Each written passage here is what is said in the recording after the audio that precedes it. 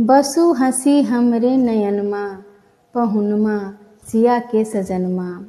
ये सुंदर मनोहर मैथिली चैती अहाँ सबके सुना रहल छी। रचना हमर बाबूजी कर्णश्री योगेन्द्र नारायण दास योगी जी के छनि। आशा इच्छा सबके नीक लागत। बसु हंसी हमरे नयनमा पहुनमा सिया के सजनमा। बसु हंसी हमरे नयनमा पहुनमा सिया के सजनमा।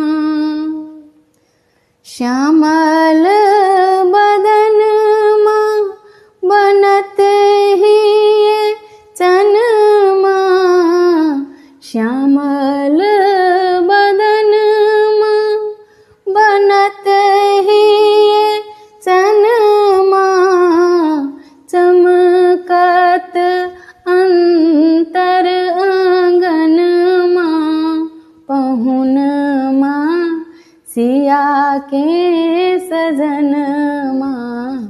बसु हंसी हमरे नयनमा पहुनमा सिया के सजनमा। मधुरी हसनमा फेंकत जादू वनमा। मधुरी हसनमा फेंकत जादू वनमा। हरि लेत मनक कामनमा पहुनमा सिया के सजनमा। बसु हंसी हमरे नयनमा पहुनमा सिया के सजनमा। भालक चननमा देखायत ज्योतिनमा। भालक चननमा देखायत ज्योतिनमा। कुसुमित होयत ज्ञानमा पहुनमा सिया के सजनमा। बसु हंसी हमरे नयनमा पहुनमा सिया के सजनमा।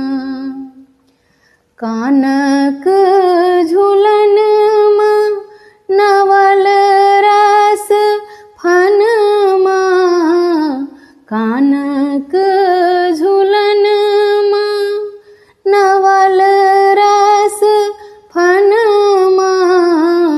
उमगत संजित भावनमा पहुनमा सिया के सजनमा।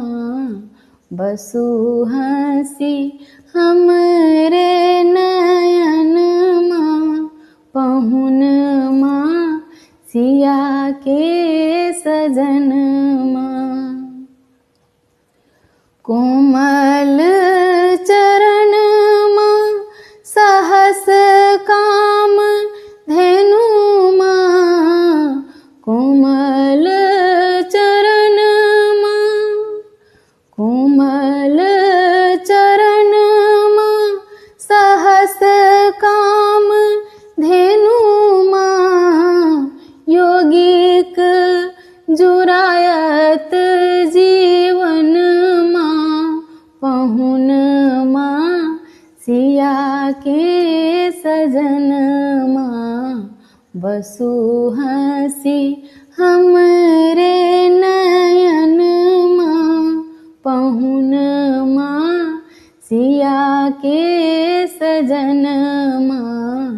बसु हंसी हमरे नयनमा पहुनमा सिया के सजनमा।